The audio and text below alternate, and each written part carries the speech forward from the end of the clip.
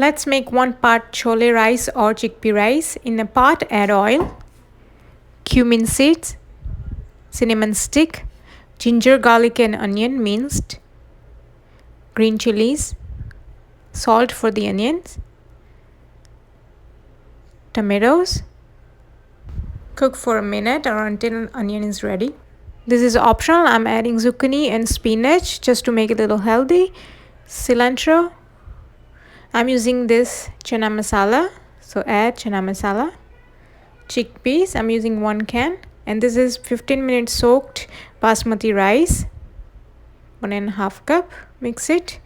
Add salt for the rice, water, just enough water to cover the rice, lemon juice.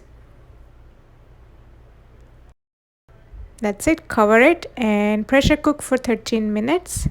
After 13 minutes, let it sit for a few minutes and voila, rice are ready.